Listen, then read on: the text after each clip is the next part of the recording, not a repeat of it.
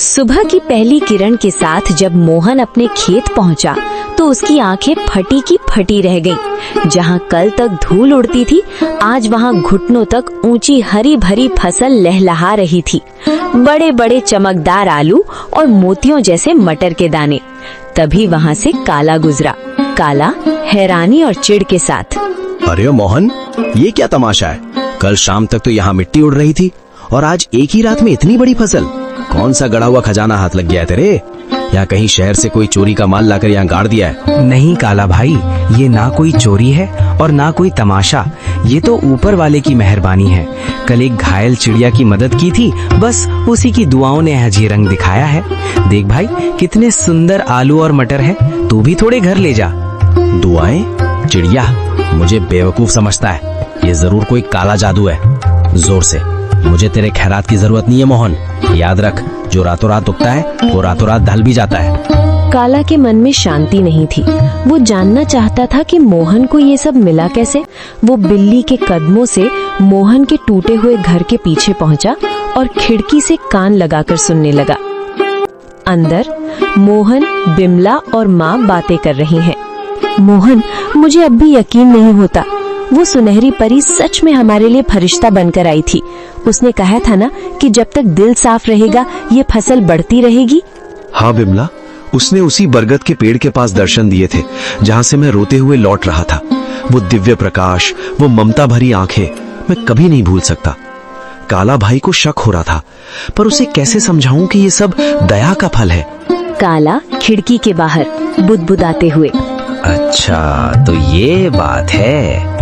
बरगद का पेड़, परी और सुनहरी पोटली। अगर उस भीख मंगे मोहन को परी मिल सकती है तो मैं तो उससे कहीं ज्यादा चालाक हूँ।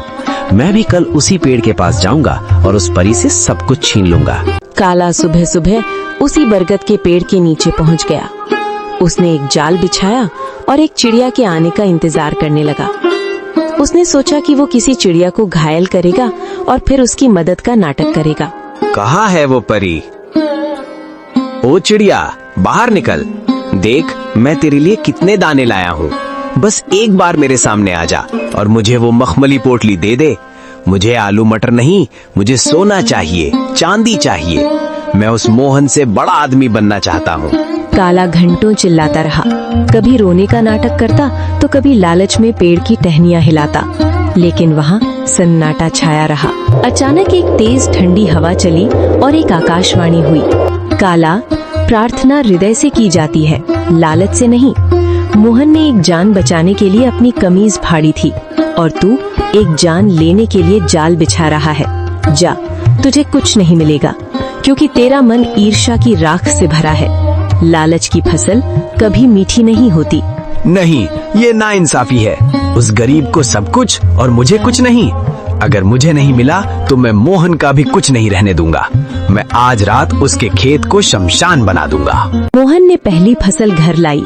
बिमला ने जब आलू और मटर की सब्जी बनाई तो उसकी खुशबू पूरे गांव में फैल गई। बीमार माँ ने जैसे ही एक निवाला खाया, उनके चेहरे पर रौनक आ गई। पिताजी, ये आलू तो बहुत मीठे हैं। क्या ये सचमुच हमारे खेत के हैं? अब मुझे स्कूल जाने के लिए नया बस्ता मिलेगा ना?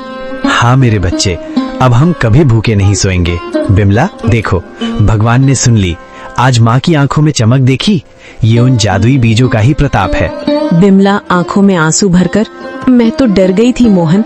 मुझे लगा था कि गरीबी हमारी पहचान बन गई है, लेकिन आज पहली बार लग रहा है कि हमारे घर में भी लक्ष्मी ने कदम रखा है।